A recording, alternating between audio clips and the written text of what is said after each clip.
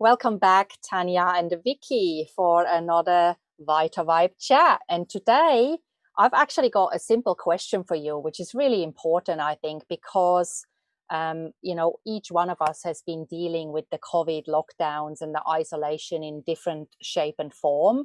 So I would like to ask you today, how has the lockdown and the isolation affected you individually? That's a great question.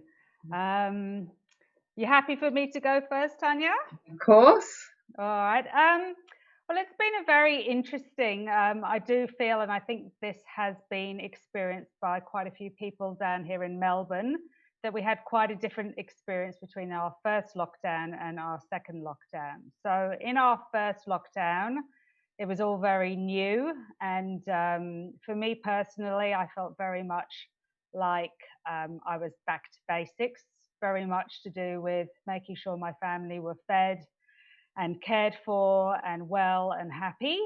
My three children were all homeschooling for the first time, so there was navigating everybody's expectations and the Wi-Fi in the house, fighting over the Wi-Fi in the house, I should say. And honestly, I didn't have an awful lot of extra capacity at that point to think very, very widely about business in the wider world. I did at that time feel that I was very much just looking after my immediate family and my immediate situation, but I was aware of the fact that I wanted to help in some way.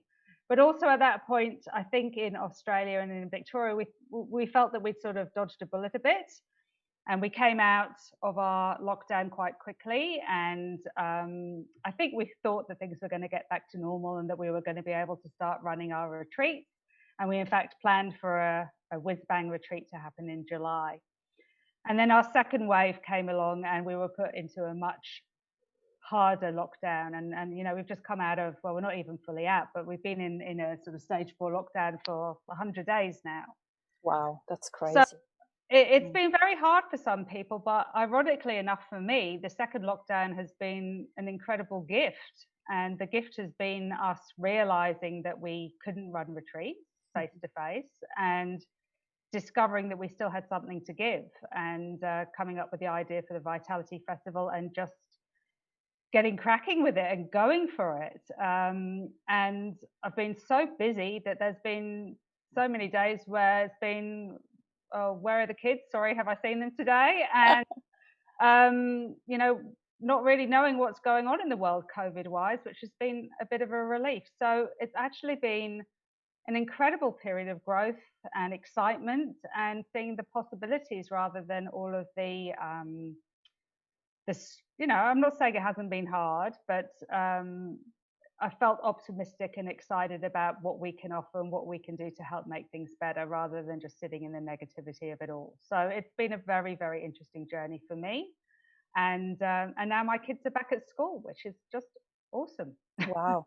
So do you find that by being stuck at home and not really having any outlet and being able to go out except for what is it, 5 kilometer radius, or now it's been lifted to a bit more, doing your daily shopping or whatever, do you find that it has enabled you to work more focused on your business, like on planning the festival and actually dedicating more of your time to running a business? Do you find it's been a blessing in that sense, or is it been more challenging because you've had the kids at home, because you had to obviously homeschool them, which is probably something you've never done before either?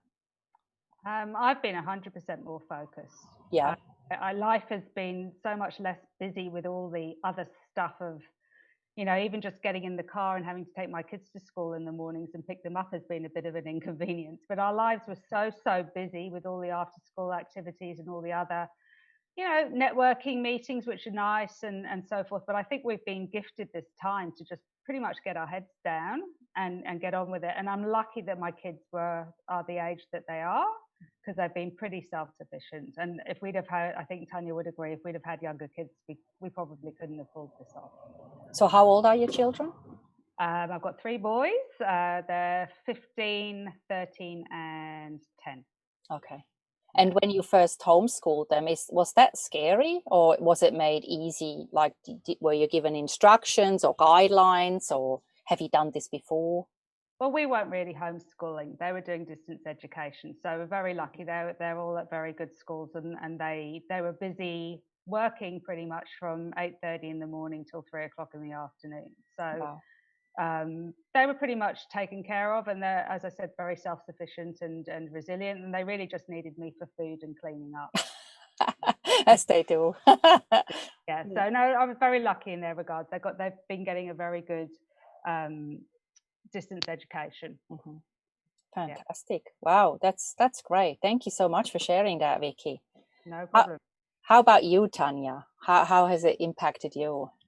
Well, I've found it quite a really amazing experience. Not always all good. I've found, in the first place, that turning in, I really enjoyed it because being a yoga teacher and a meditation teacher, I do like to spend a lot of time looking in. So it was kind of like a forced retreat in some ways, and I was very excited about it. And then, like Vikki said, we came out of it, and I really enjoyed the first one because it was just nice and quiet and focused time.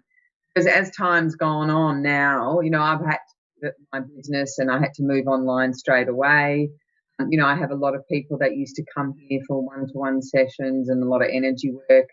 Energy work doesn't translate very well, so we've sort of had to the other side. Vikki and I, we had a lot of events organised this year for retreats. I had my own personal retreat, and it just isn't possible online to do that. And I think Vikki and I were really passionate about trying to help, and we were trying to work out what we could do. And, the Vitality Festival is what it came up with. For me, I think the biggest thing has been physical restriction. I'm a person that likes to go to the country. I'm very much like to be in tune with nature.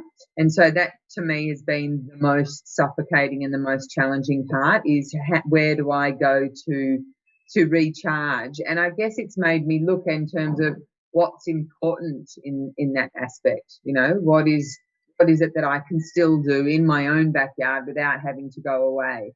It's also made me look at my time and see what things that I really want to do. And I'm doing it because it's important to me. I'm not doing it because I'm showing up at a class and other people are there and there's that social aspect of it. And I'm not doing it because I get brownie points over here.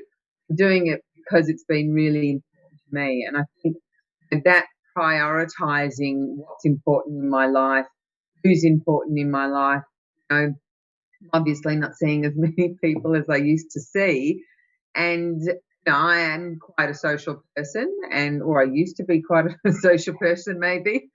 And whereas now I'm not finding, like I haven't done a lot of Zoom social things. I find that for me that doesn't really work.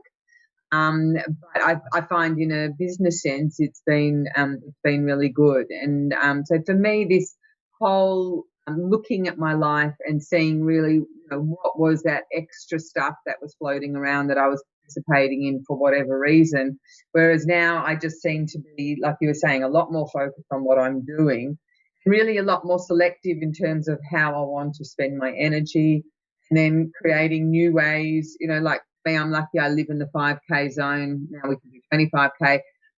I could go to the beach, and for me that's really important, because every weekend to go that walk on the beach and breathe in the air and see the water and remember that sort of stuff. And now I think I might be able to get to the Dandenongs, and so that's really important. So I think for me it's really been that prioritizing what's important in our lives and then really investing in the things that work for me. And and some of that's been trying new things, because I think we're in a position where we need to things aren't the same as what it was, and I think coming out of this is not going to be the same. So we need to really look at what's in front of us and see within our own self what flicks our switch, what makes us happy, what lights us up again. And I think that's really important.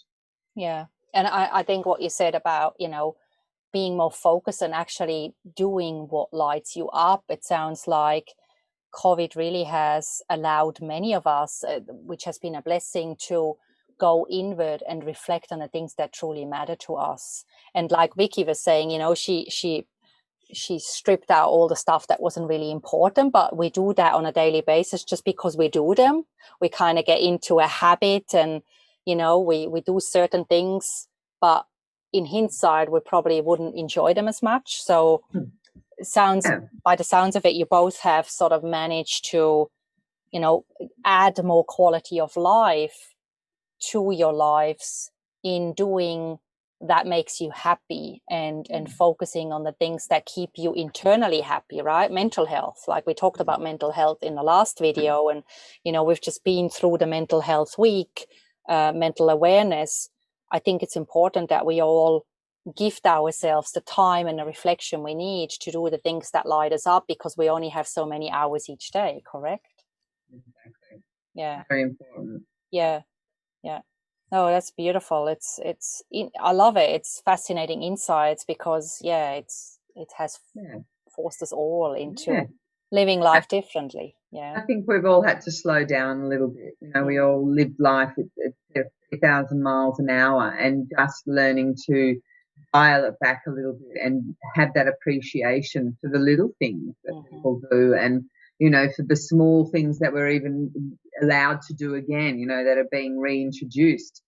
The gratitude for things that you wouldn't have been, to be able to go and have a dinner at a nice restaurant. I mean, I can't wait for that. I'm really excited. Whereas before it was just something I did a couple of times a week. So I think this new sense of appreciation. They should, for when you've had things taken away from you that you took for granted, or you even didn't take for granted. But I have family overseas. Like, my parents live in the UK, my brother and sister live in America. I have no idea when I'm going to be allowed to see them. I don't know when I can leave the country. So I will, when that day comes, I will be extremely grateful for having my freedom to do that. So it goes from the smallest thing, like being able to have your hair cut, to your personal freedom of being able to get on the plane and go and see your family. So I think it's that appreciation for things that we may not have realized that we were very lucky to have before.